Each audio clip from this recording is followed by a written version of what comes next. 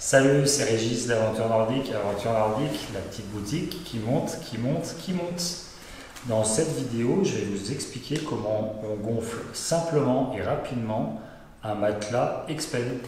Donc là, j'ai en ma possession le matelas Exped U3 3R, qui est un matelas léger, compact, dédié à un usage 3 saisons. Mais Exped a une large gamme de matelas, à la fois pour le 2 saisons, printemps-été, jusqu'à les expéditions hivernales, donc des matelas isolés. Je vous invite à consulter notre autre vidéo de présentation des matelas Exped.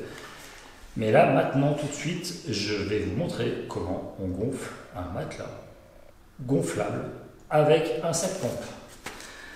Donc chaque matelas est livré dans sa housse de rangement avec évidemment le matelas, le sac pompe et à l'intérieur d'une petite poche un kit de réparation qui vous permettra, si nécessaire, de faire une réparation sur le terrain ou à la maison si vous avez un petit percement. Le matelas, comme vous pouvez constater, il est tout plat, il est tout fin. Il est doté de deux valves plates, une valve pour le remplissage et une valve pour vider l'air du matelas. La valve de remplissage, elle, à l'intérieur, il y a une membrane anti-retour, un clapet anti-retour qui permet d'éviter que l'air, quand on souffle l'air dans le matelas, que l'air ne s'échappe du matelas.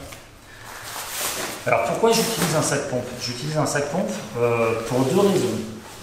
Pour faciliter le gonflage, pour que ça soit plus rapide et plus facile. Après une journée de randonnée, on a envie que ça soit simple et efficace.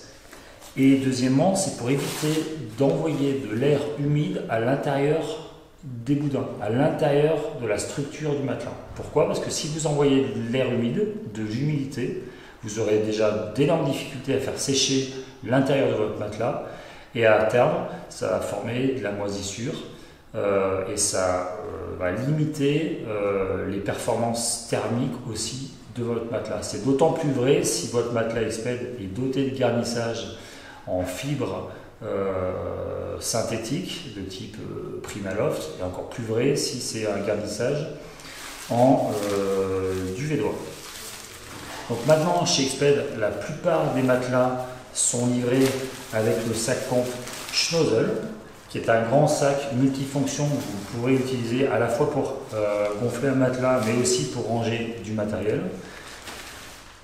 Il est assez grand et assez volumineux pour emprisonner de l'air. Donc le principe, c'est que je vais prendre mon sac, je vais emprisonner de l'air et cet air, je vais l'expulser à l'intérieur du matelas.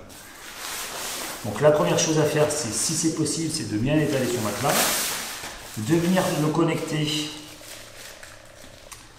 de connecter sa pompe au niveau de la valve de gonflage et d'emprisonner de l'air comme ceci. Vous pouvez même un peu souffler, mais c'est pas obligatoire,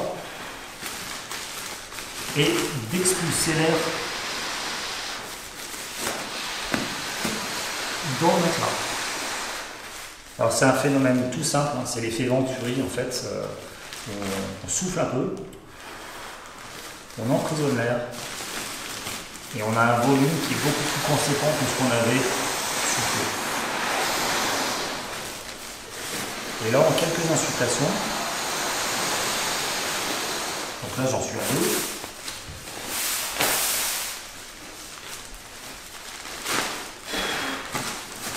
En quelques insufflations, le tour est joué.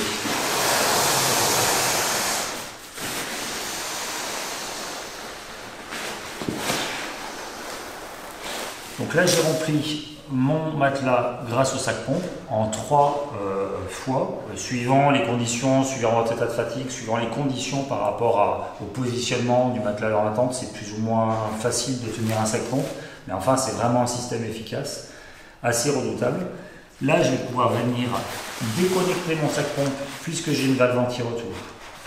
Le dernier conseil que je peux vous donner, c'est de gonfler pas forcément au maximum votre matelas, mais au juste besoin en fonction de vos besoins de confort. Parce que plus vous allez gonfler le matelas, plus effectivement vous aurez de l'air et plus vous aurez la sensation que c'est intéressant, mais la sensation confortable, vous l'aurez plutôt si le matelas est légèrement sous-gonflé, mais suffisamment gonflé pour pas venir avec le poids de votre corps toucher le sol, puisque c'est le sol qui va être en contact et qui va aussi faire des échanges thermiques et du coup de la déperdition thermique.